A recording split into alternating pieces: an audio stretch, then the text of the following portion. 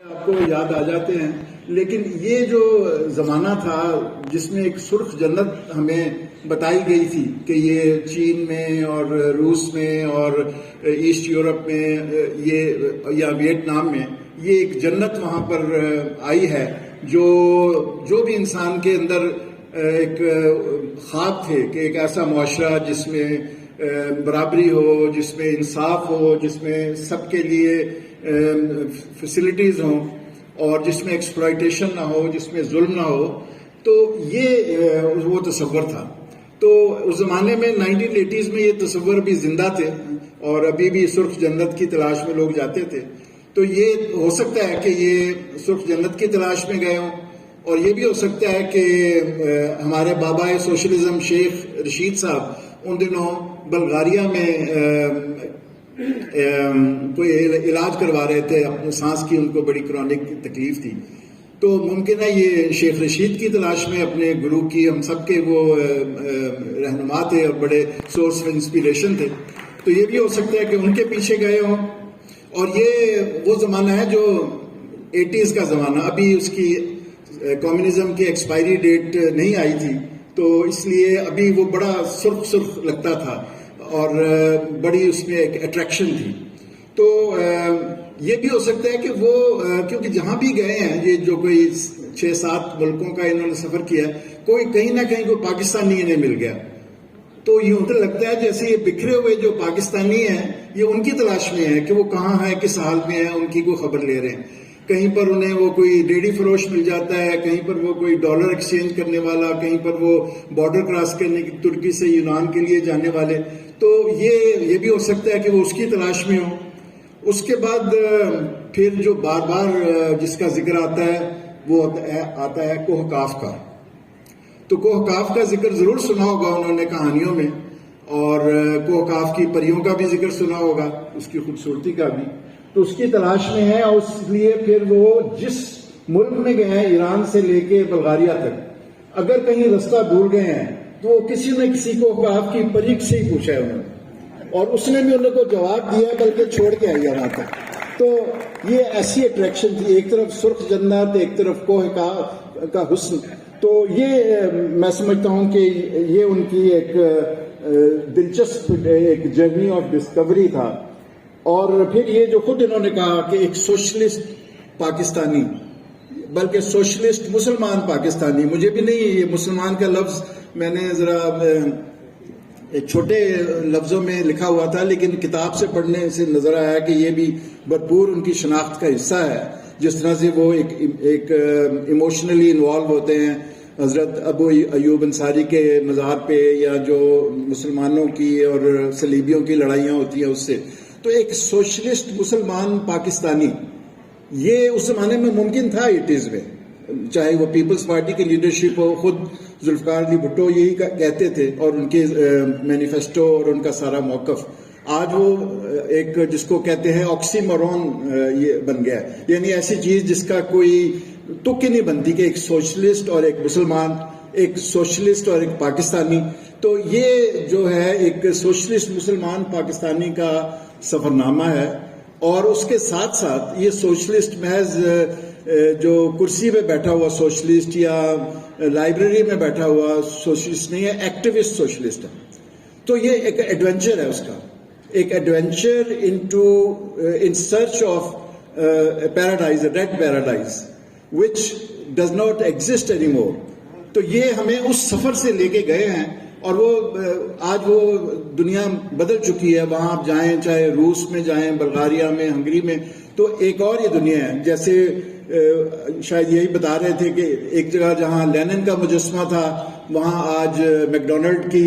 کوئی اسٹیچو بنا ہوا ہے یا اس کا پوسٹر لگا ہوا ہے۔ تو کیسے دنیا بدلی ہے، لیکن وہ جو دنیا نظروں سے اوجھل ہو گئی ہے، لیکن یقیناً وہ دنیا پھر ابھرے گی، اور وہ جیسے زمین سے جو جزیرے ابھر کے تو سامنے آ جاتے ہیں اچانک۔ تو یہ جو ایک خواب ہے ایک سرخ جنت کا یا ایک منصفانہ معاشرے کا، مجھے یقین ہے کہ وہ دوبارہ ابھرے گا، لیکن فی الحال وہ اس کتاب میں بند ہے، اور اس کتاب کے ذریعے وہ ہم اس کو ری لیو کر سکتے ہیں۔ اچھا، اس کے بعد یہ ہے کہ اور یہ اس میں یہ بھی مجھے شاید یہ میری ایک سمجھ کا قصور ہے، لیکن جب وہ بلغار کا بات کرتے ہیں، بلغاریہ سے تو بات نہیں ہوتی، تو بلغار جو ہے اس میں ایک نقطہ اور لگا دے تو بلغار جو ہے یلغار بن جاتی ہے، اور جب وہ ایک بلغار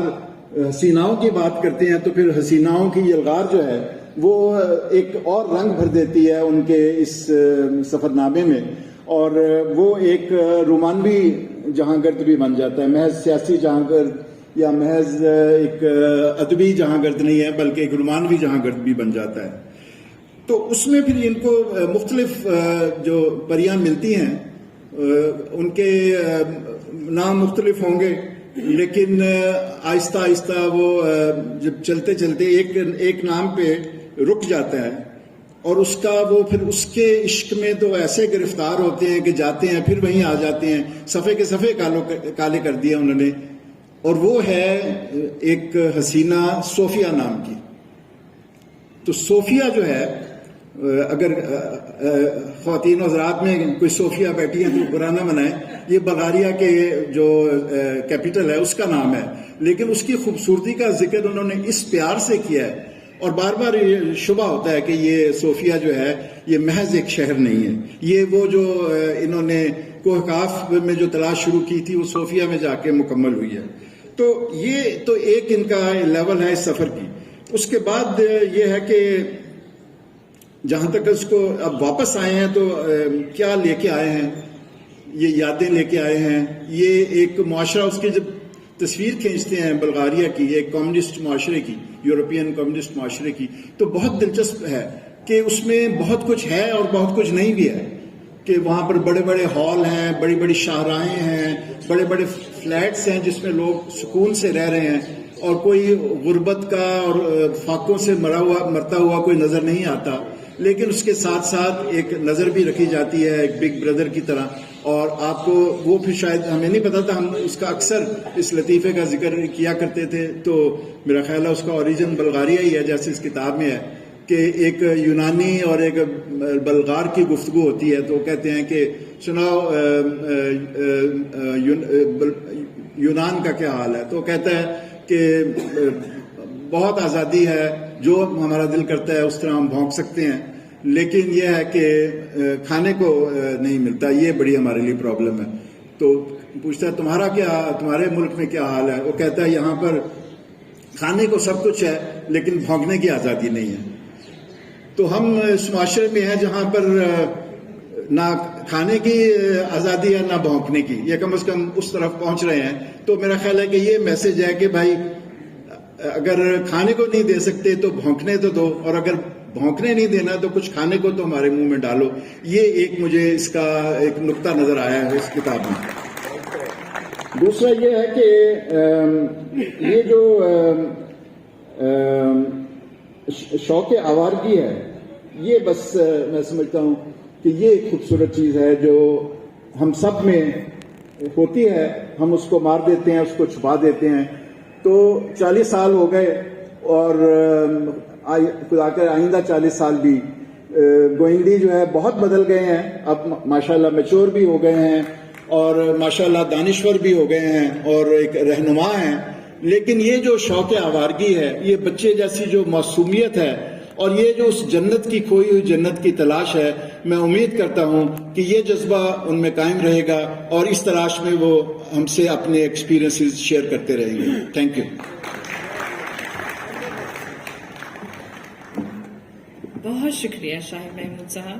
بالکل صحیح آپ نے فرمایا۔ میرے خیال سے گوئندی صاحب نے اپنی کتاب میں بھی ذکر کیا کہ صوفیہ اور بلغاریہ ان کے پسندیدہ لفظوں میں سے ہیں۔ تو جہاں پہ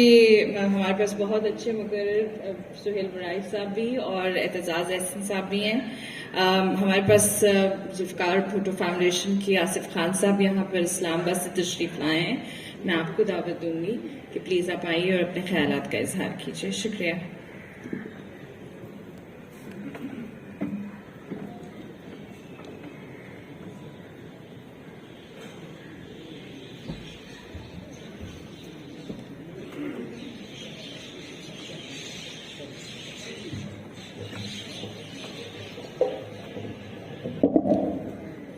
ریسپیکٹڈ پینلسٹ، خواتین و حضرات، جیسے کہ قلعے کے بارے میں بہت کہا گیا،